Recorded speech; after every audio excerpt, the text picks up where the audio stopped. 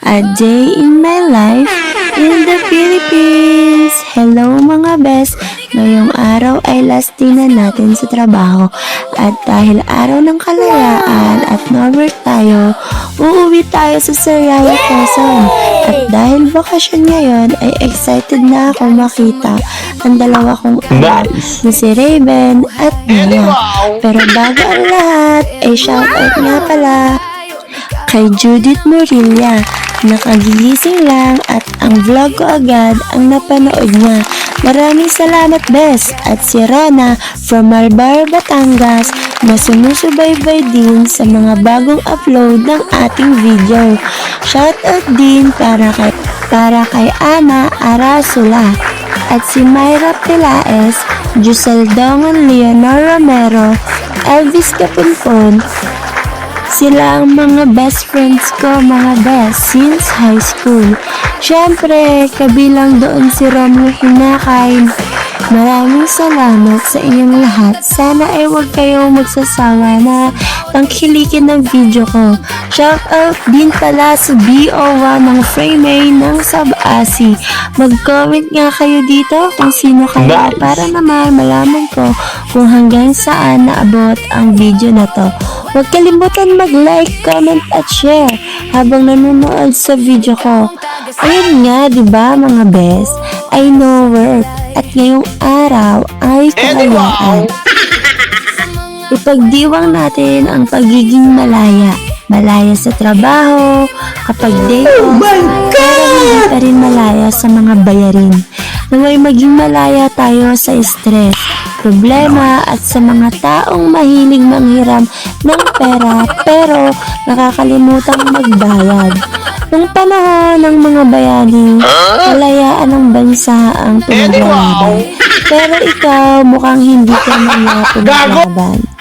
Sabi nila, freedom daw ngayon, pero ewan ko lang, kasi parang yung iba nakakulong na sa kainggitan ng kapwa nila.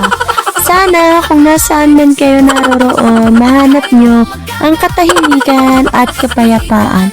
Dahil holiday at no-work tayo ngayon, malaya tayong magpakatotoo. Sabihin ang nasa isip, ilabas ang saloobin at magreklamo sa mahal ng bilihin. Pero sa huli, bibili pa rin tayo. At dahil uuwi ako sa Sariaya, Quezon, makikita ko na naman ang dalawa kong aso. Ang aking makukulit at malalambing at mabalahibong mga anak.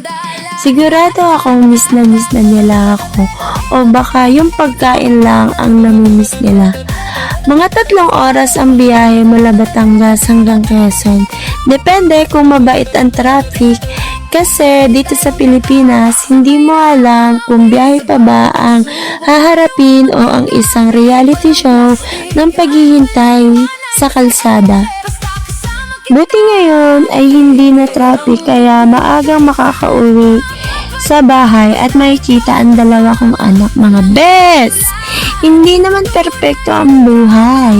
Ang mahalaga ay marunong tayong ngumiti, tumawa at magpasalamat sa bawat araw.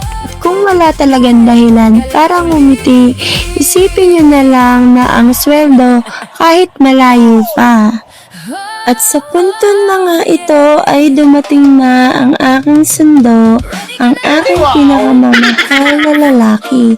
Pero mas mahal yung 2 anak kong aso.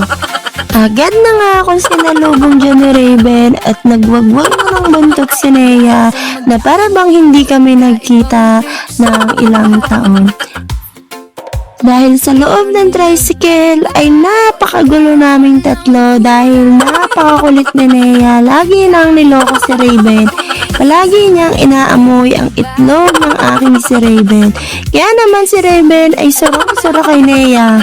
May minsan pang naapakan niya ito dahil sa sobrang kakulitan. Alam niyo ba, itong si Raven ay maglalambing laang pag ako ay nakikita niya. Pero katagalan, pagkatapos na magkasama kami ng ilang oras o maghapon, ay hindi na ako papansinin niyan.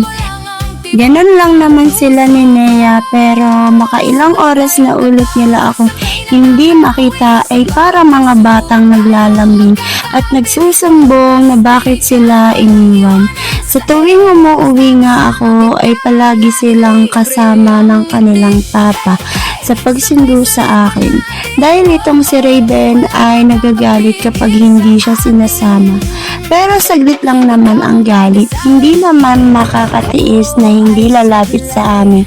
At kapag natapos na ang pagmamaktol niya ay tatabi na rin yan sa pagtulog sa amin.